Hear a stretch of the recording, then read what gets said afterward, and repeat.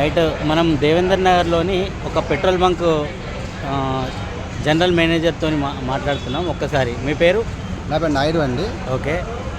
ఈ public social మీడియాలో ఈ ఫేక్ న్యూస్ చూసి చాలామంది పెట్రోల్ దొరకదని టెన్షన్ పడుతున్నారు. ఓకే. అట్లాంటిది ఏమీ లేదండి. ఓకే. స్టాక్ ఫుల్గా ఉంది. మా కంపెనీ నుంచి కూడా ట్యాంకర్లు వస్తున్నాయి. కాబట్టి ఎవరు దీని టెన్షన్ పడక్కర్లేదని చెప్తున్నాను. అంటే దాదాపు కొన్ని మూతపడ్డ ఎక్కడెక్కడ లేవు అన్నట్లుగా, స్టాక్ లేదన్నట్లుగా క్లోజ్ చేసి పెట్టినంటే దాని గురించి పబ్లిక్ హైరాణ అవుతున్నారు. మీ పెట్రోల్ ఉన్నాయని, స్టాక్ ఉందని, వస్తుందని. ఎందుకు మూతపడ్డాయి అంటే వాళ్ళు కంపెనీకి బాకీ పడ్డారండి. ఓకే. ఓకే. బాకీ పడి ఉన్న వాళ్ళకి లోడ్లు ఇస్తలేదు. అవును. వాళ్ళు బాకీ పడడం వల్ల వదిలేస్తలేదు. Okay. Okay. Okay. Minimum balance maintain చేసే వాళ్ళకి ప్రాపర్గానే పంపిస్తున్నారు లోడ్లన్నీ కూడా. ఓకే. రైట్. కాబట్టి ఎటువంటి ప్రాబ్లం లేదండి. లేదు. షార్టేజ్ అయితే, ఆయిల్ షార్టేజ్ అయితే లేదు. పెట్రోల్ షార్టేజెస్ కానీ పబ్లిక్ కొంత సోషల్ మీడియా మరియు కొన్ని వదంతుల కారణంగా పెట్రోల్ లేదు, కొన్ని మూతపడడానికి కారణం కూడా మన ఇక్కడ ఉన్న లోకల్ జీఎం గారు చెప్పారు.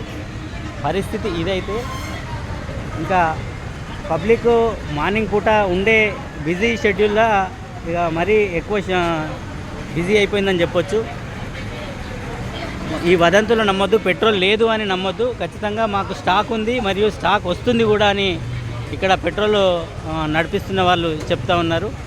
ఇది పరిస్థితి. దేవేందర్ నగర్ హెచ్పి పెట్రోల్ బంకులో మనం తీసుకున్న విజువల్స్ ఇవి. తను స్వయంగా చెప్పారు, పెట్రోల్ కష్టాలు ఏమి లేవు అని చెప్పారు. పబ్లిక్ ఐరాన్ పడొద్దు, ఇట్లా స్టాక్ లేదన్నట్టుగా నమ్మొద్దు. ఇంటి నుంచి వచ్చి ఫుల్ ట్యాంకులు నింపుకోవడం, ఇలాంటివి నింపుకోవడం వల్ల పబ్లిక్ లేదనేసరికి ఇంట్లో ఉన్న బండిని తీసుకొచ్చి కూడా ఇక నింపుకోవడానికి ప్రయత్నం చేస్తూ ఉంటారు. అట్లా ఒట్టిగానే దేవేందర్ నగర్ ఇప్పుడు స్థానికంగా ఉన్న వాళ్ళు కూడా పెట్రోల్ లేదంటే అనేసరికి వచ్చి నింపుకుంటా ఉన్నారు. దీనివల్ల కూడా పబ్లిక్ ఇట్లా స్ట్రెంత్గా పెరిగిపోయినారు. ఇది పరిస్థితి. రైట్. Thank you.